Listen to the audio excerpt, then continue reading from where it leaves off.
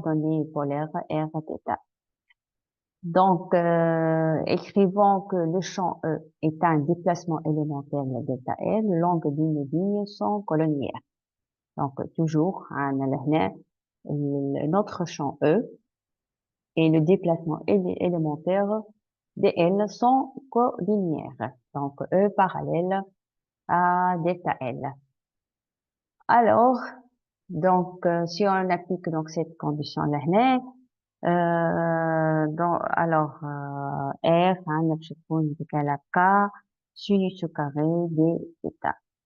Alors, pour l'allure des lignes du champ, sont les suivantes. Voilà, supposons moins la charge, donc, ici, donc, qu'on a négatif, ou là, supposons positif. Donc, les lignes de champ, toujours, le moins, le plus, etc. Voilà. On le sent. Il y a un autre qu'on appelle méridien, donc ce sont les champs et les lignes de champ. Alors, dans un plan méridien, donc les lignes équipotentielles sont normaux aux lignes de champ. D'accord? Ouais.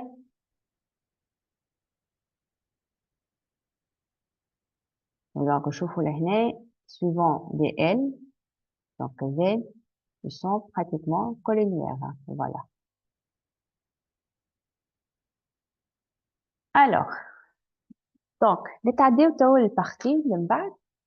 Donc, si, donc, on a un dipôle. C'est bon. Mais on va exercer ou bien appliquer un champ électrostatique uniforme sur ce dipôle. Donc, qu'est-ce que ça arrive? Alors, donc, là, la résultance des forces données par puisqu'un dipôle, donc on a deux charges de signes opposés. Alors, la résistance des forces est égale à 0 de ces deux forces. Donc, on a E, le champ électrostatique en A est égal le champ électrostatique en B, car le champ qu'on a est uniforme. Alors, donc, là, le moment, on va lors de l'application de ce champ, donc on va créer un moment dipolaire résultant en O qu'on peut l'écrire sous cette forme. Donc, elle est OA vectorielle, la force exercée, elle est moins Q fois notre champ électrostatique, plus kif OB vectoriel Q est extérieur.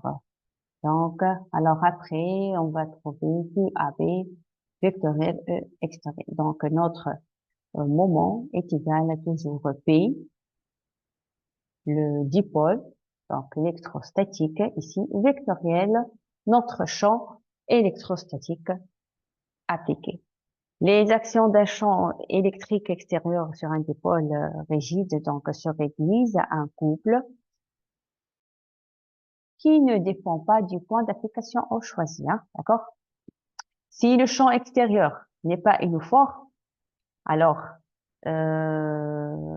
donc on montre que dans le cadre de l'approximation dipolaire, le moment garde de même expression E extérieure, d'accord, et qu'il apparaît une résistance de force non nulle. Donc ici, donc je connais F, la force extérieure est égale à P fois grade de champ électrostatique.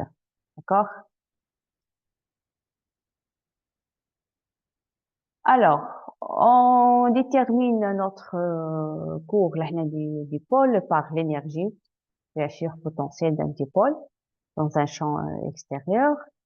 Alors, par sommation des énergies potentielles des deux charges très proches l'une de l'autre, puisque c'est un dipôle, donc il vient, donc la qu'on a un EP est égal à moins P fois le champ électrostatique. Cette expression est valable même si le champ extérieur n'est pas uniforme, hein.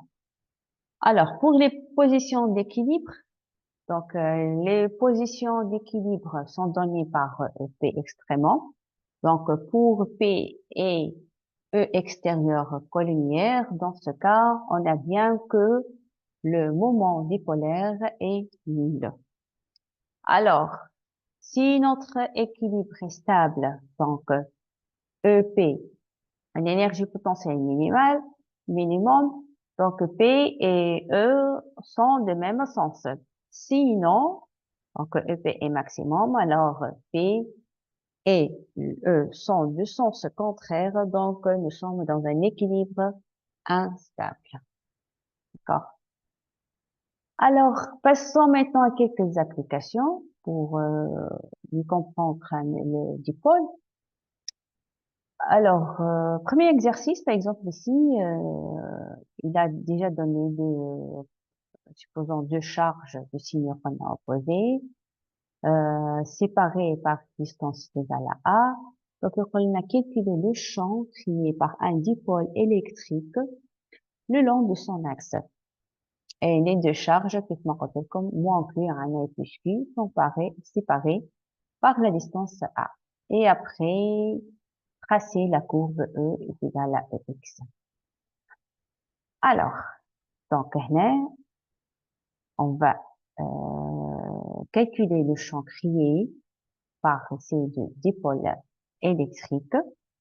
Bah, si ça dépend, là, notre M, où on va créer ce champ, se trouve. Donc, on a plusieurs cas. Premier cas, le point, supposons le point M est à droite du point B. Je colle là. Voilà M. Donc, voilà. Donc, dans ce cas-là, on a OM. On va supposer que OM est égal à X. Et X, cet X-là est supérieur à A sur 2. D'accord?